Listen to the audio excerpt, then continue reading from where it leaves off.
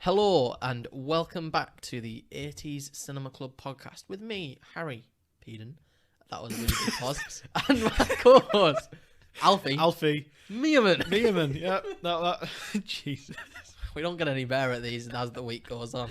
It's getting less and less enthusiastic. A little bit more unhinged. This week, we will be looking at the 1988 88 film Rain Man.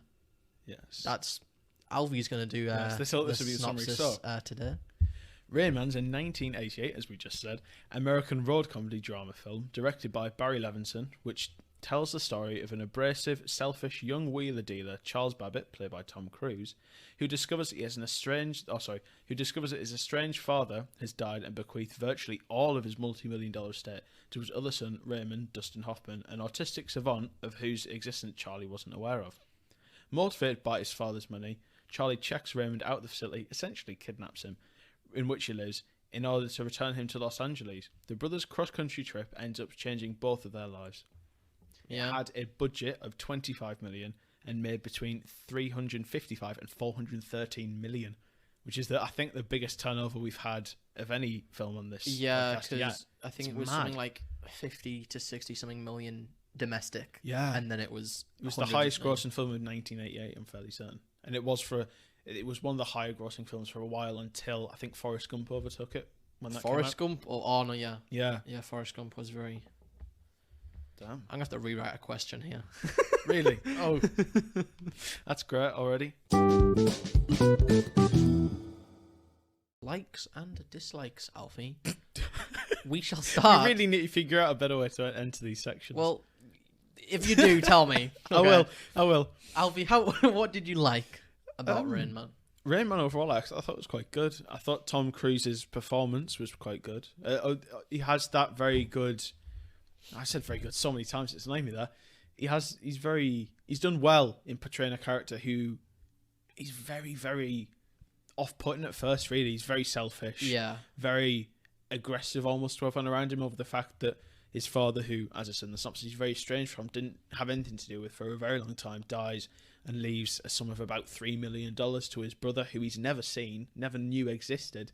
Well, aside from the slight thing of the whole title of the movie Rain Man, his elder brother, who he didn't know, being called Raymond, and it being some mix of memory from when he was a kid of Raymond singing to him, thinking it was the Rain Man, his imaginary friend. He had a dream of when the Rain Man would always sing to him whenever he was sad. When actually it was Raymond. It was Raymond. I thought it took me ages to pick up on that, but I thought it was quite nice. Because he'd always because he never knew his brother, he'd forgotten, and he always had this vivid memory of it. I did really like Tom Cruise as is it Charlie? I think his name was Charlie. As Charlie, he was a good pick for the role. Mm-hmm. Then the fact that Ray-Ban sales went up by 15%. Yes, because he he was really good. He was. I think he seemed to have the good contrast between Raymond and Charlie. And that's what you needed, because Charlie really didn't want anything to do with him at the beginning. He did want to kidnap him, and he did want to say, "Oh, this is my brother. We're gonna go to court, and I'm gonna take all the money." He wanted to get his fair really share. He'd known him for less than 20 minutes. Yeah, I mean the whole film, he it's had dollar signs on his eyes. Yeah, it's like a 6 or 7 day trip across the US that they do, and even just within that trip, you see Charlie, played by Tom Cruise, become more and more tolerant towards Raymond. Obviously, there is still the issues because Raymond is quite high functioning autistic, so his outbursts are kind of hard to deal with. But you do see, especially towards the end of the film, Charlie more trying to facilitate and protect Raymond, which I found quite nice. It takes a while for him to accept what he's doing. Yeah, to accept what Raymond's doing. But when he does, he then tries to defend him against other people. Yeah, and he always tries to go, "Oh, sorry, blah blah." Tries to explain it to people. Well, this is just obvious one. Dustin Hoffman won an Oscar for the performance of Raymond. He was really good. Like, he's not autistic. He doesn't have any of the conditions that Raymond does. And I think when an actor like that can play it, it's just amazing. Yeah, I think Dustin Hoffman did an amazing job. Like I've wrote down, it's like the representation of disability as a whole. Yeah, it's really on the side of the disabled people. It definitely is. because Dustin Hoffman plays it so like respectfully. Mm-hmm. He doesn't make a big song and dance. Because it's not a comedy film.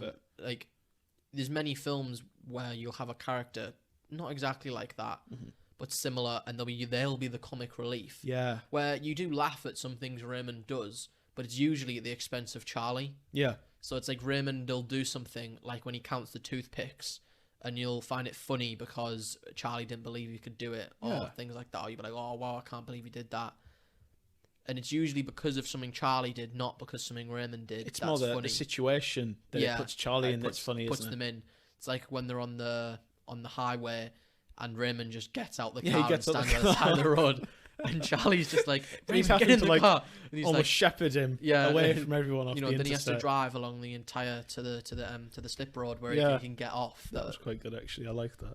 So it's never trying to say that his disability is funny. It's trying to say some of the things he does because of it. Yeah, the situations, like I said. Yeah, because Raymond has never been put in these situations. No, he lived with his father. Like a new world, isn't he lived with his father until the incident with Charlie, and then he moved him into this hospital. It's like a home, isn't it? Assisted living area for people with like learning disabilities. But that's where he's lived for his entire life. You see it with his schedule. Like the entire first part of the film is him saying like, "Oh, Jeopardy on at 9 o'clock or whatever," and knows exactly when it's he like has to be home. I have to be home for this. Lights off for 11:30. Yeah, lights off for 11:30. But that's continued throughout there. It gets less and less as you go through, which I found quite nice because it's shown Raymond sort of adapting a little bit more to life with Charlie. Yeah, which but was also quite still cool being reluctant to do it. Yeah, still obviously there is still, because of how high functioning Raymond is, there is still that sort of how used to life he already is and the want for structure, but he's more willing to let things go the further through you get, you know? Yeah, I really liked a lot of the cinematography was surprisingly good for the type of film. Yeah. So it is just kind of a film. It's not very an artistic film. No, there was moments isn't. Like the shots of the American countryside they get. Oh, there was some really nice landscape obviously shots. You've got to think in the 80s, these aren't like drone shots when they do the really high up ones. They're like crane shots. Like, so they've had to get that out there. And there's a bit when they're in Vegas when the camera like pans away from the car. It pans back as the car drives and you see all the lights. There's a car behind it which is like slowing down. It was very good actually. And I actually found like some bits like surprisingly quite artistic. Yeah. For like the story it's trying to tell. It's not trying to be like visually. The story is the characters. Mm-hmm. Where you get some films where it is like they're trying to show you something. This film is trying to tell you something. I like the use of the camera and sound as a whole to show the situations where Raymond felt really overwhelmed, to sort of give the audience a feeling of how that feels to him, especially through Vegas or when he's going over the bridge after they've just left I can't remember the name of it, as he's paying to, like, you get the sort of flashing, the camera cuts from him looking at the bridge, him, bridge, as he's paying attention to each little noise the like bridge makes you drive. Things. Or even in Vegas where there's that flashing light, or towards the end of the film where the smoke alarm's going off and he's completely distressed by it. And it does, the use of sound and camera throughout the whole thing helps to really give the audience an idea of what it feels like. Obviously not perfectly, because you can never fully convey something like that, but it shows sort of how Raymond experiences those really overwhelming situations. It is one of those films that has a really warm story in it. And I can't say that like it was a good story, because you know a film usually it always has a message, or like an episode of TV it always has a message, and this message is the one as old as time. It's our family. Yeah, that's really the message of the film, and you know, Charlie does come to love Raymond. In quite a convincing way. There's a lot of care for him in that final scene where he's because Charlie's realizing that this is the family he wanted and never had after he left his father. Because one of the reasons his father was so distant with him is because he never saw his other son. Yeah. Or when he did, it was like not very often. So it's very hard for him to be living like that. It definitely is a very feel-good film towards throughout, really. Isn't it? Because a feel-good film has to have the sad parts in it, or you wouldn't feel good at the end of the film. And I think this has that, because you really don't like Charlie. At the start they do a very good job of making that's him the whole horrible. point, is they're trying to make you dislike him, and it works. Because when it gets to the end and he's putting him on the train, you actually don't want him to leave Charlie. Because you feel like he'd be able to look after him. It's very much that Raymond or Charlie's looking after Raymond, but Raymond's actually making Charlie a better person. Which is shown because Raymond just he gets on the train without a second thought. Yeah.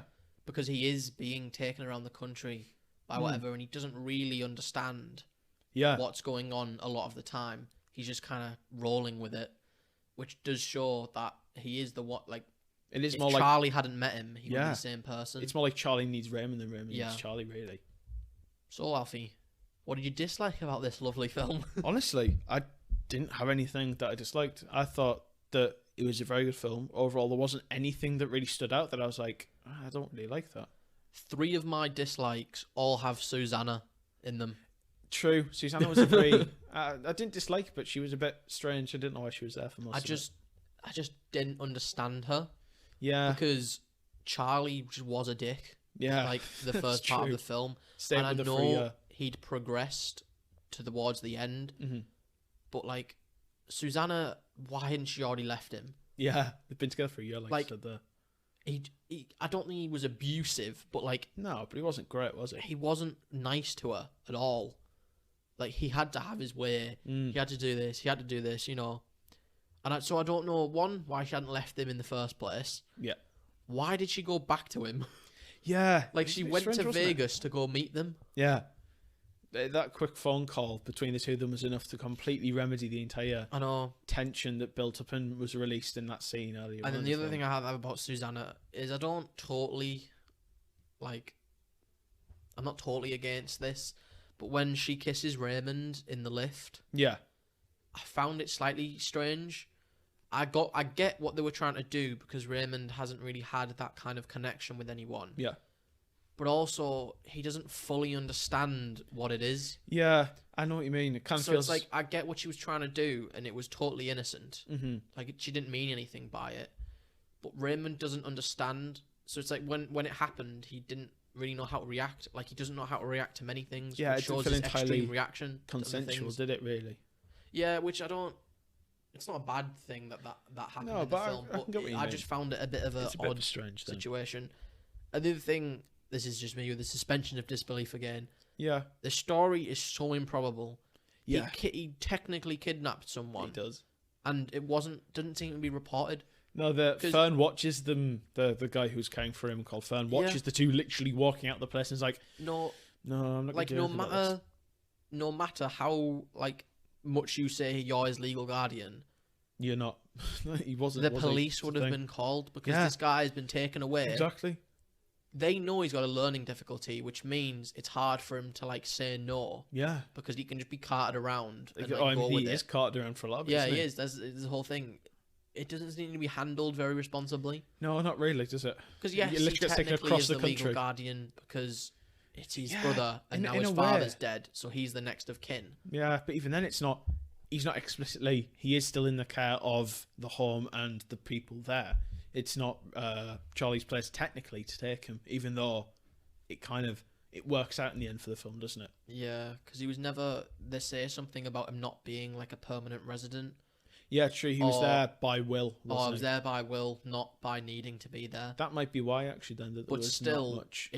There'd still be a meeting or something to discuss when he wanted to leave. Yeah. Like if Raymond turned around and went, "I want to leave," then he would, and they'd let him, but he didn't. Yeah, they essentially just got taken, but they weren't. But I mean, that's a minor inconvenience to the nice story. Yeah, the overall story is supposed to add to Charlie's character. It's more the logic that's not quite working there. So, rating then? Rating. So, for me, as I said, I quite enjoyed Rain Man. I honestly, I'm just getting straight to it. I've given it a 7.5. 7.5? Yeah. See, I went a bit lower because I thought, I liked it. I did like it. But there wasn't anything special for me. It did seem like the thing pulling the film up was the fact they represented disability so well. True. Other than that, if he didn't have a disability and he was just taken, wouldn't make the same thing. Yeah, it wouldn't be quite the same. So I gave it a 6.5. All right. Which comes out it might actually be... I think that's a 7. Yeah, well, it should be a 7, but was that... So that's the same as we gave American Werewolf, wasn't it? Yeah, it is. Oh, nice. So Rain Man, we have rated a 7. Nice. Which is a pretty solid score for what it was. I think a 7's definitely fair for him, man. It's not like it doesn't break any boundaries, but it's still it's a very influential film to watch. Yeah. Question time, Alfie. That's so creepy, Jesus. Well, question time. We don't have a jingle for it yet. Okay. We don't. We're not Please, that high someone production. help us so we don't have to. Yeah, can somebody send us free jingles? Or at least just a suggestion. No, we're going to be asking the questions. Fuck. Whoa, it's questions this week. It's questions this week. Yep. I don't know what the scores stand at from last week. I think Currently, it was 10-7. 10-7. 10-7? 10-7. Okay. So, right. I'm losing. Yeah. Do you want me to lead off here? Yep. Alfie, you're going to start. I'll see if I can get it right. So, in the film, which of these actors actually didn't turn down... Oh, sorry. Which of these actors weren't offered the role for Raymond Babbitt? So, the options are Robert De Niro, Michael Douglas, or Mel Gibson. Weren't offered the role. Say it again. Robert De Niro, Michael Douglas, or Mel Gibson. So Michael Douglas was not offered the role. Yeah. Robert De Niro, Mel Gibson. I thought I'd seen that. There's I can't remember the other one. There was one of the very prominent actor offered it. Imagine Mel. I can't imagine Mel Gibson. That'd be pretty funny, wouldn't it? The Passion of Christ. I mean, I didn't play him, but he directed it. Like that's his. He made that film. Yeah. Okay, Alfie. Yeah. I'll give We're you off one. to a good start. My question is, okay, what airline does Raymond say never crashed? You don't get any options. I know this one because. Oh come on! It's still, unless I'm wrong, has yet to crash, and it's Qantas Airlines. Qantas never crashed. Yep, Qantas never crashes. From 1921 to 2021, it's never crashed. Thanks, Alfie. I'm not doing good in these questions, though. No worries. That's what I'm here for. Right, second question. So, according to Google Maps today, checked as of April 5th, 2023, how long is the drive from Cincinnati, Ohio to Los Angeles? Is it 2,460 miles, 2,160 miles, or 1,860 miles? The middle one, 2,000, was it 2,100? It is 2,100. Yes! Oh, yes! This is getting close here. This isn't good. Yes! Right. Straight down the middle. Man. I need to stop doing that. I need to go, I do it every time. I need to make it progressively higher. Number 2. What film score composer had their big break with this film? This was Hans Zimmer's first Hollywood film production. Well, major one. That is correct. That's Hans Zimmer's been mentioned in questions 2 times. Zimmer. He's a recurring theme in this podcast. Yep, Alfie is correct as it was his first big Hollywood film. That's perfect, that.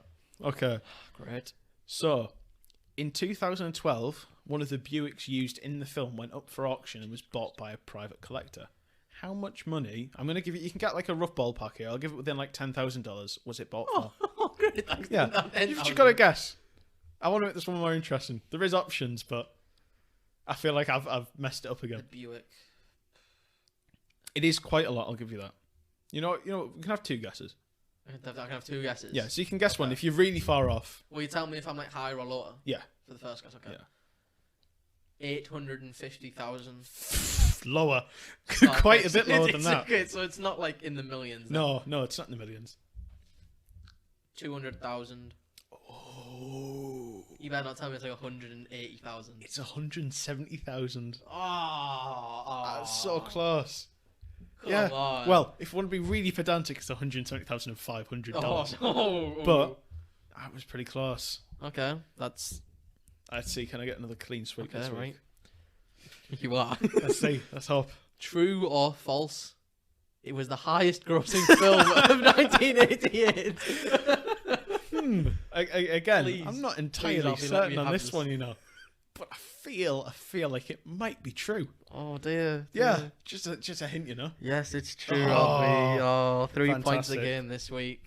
2 weeks. I've stopped Harry from getting 3 out of 3 on really technical and finicky questions. Because we talk about every question that I've done, like in the likes, and I can't. It's your fantastic. questions are so out there, and mine are like, I thought, these are really hard. I like to really look at the film, and try and get a good idea. Okay, well, there you go then, Alfie. How relevant do you think this film is today? I'd still say it's fairly relevant. Again, as we said, the representation of autism through Daniel Hoffman's portrayal Dustin Hoffman. Daniel Hoffman. Daniel. New actor there. His portrayal of autism, and its sort of, I guess, disruption to a person's normal life and how it can be kind of debilitating for some people, is quite well done. I think it still holds up and has a message that can be appreciated to death. Yeah, I think the main thing to take away from it is it's one of the most like accurate performances of the character it's based. Well, not the character, the real life person it's based off. I think it does it really respectfully. It is, yeah. And you really can think about it when you watch it, and like, it's a fun film to watch, really.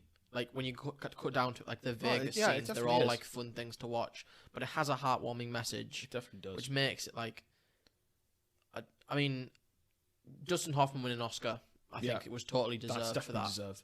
Totally deserved. So I think it is definitely on the scale of like definitely like should watch today. I would definitely recommend it as a film to watch today.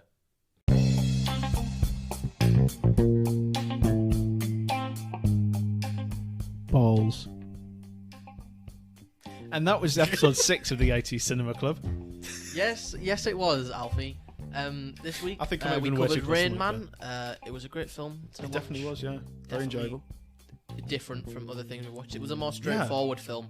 We've definitely broadened out with these last 3 films we've done. We shot very straight down. Horror comedy. Road trip comedy.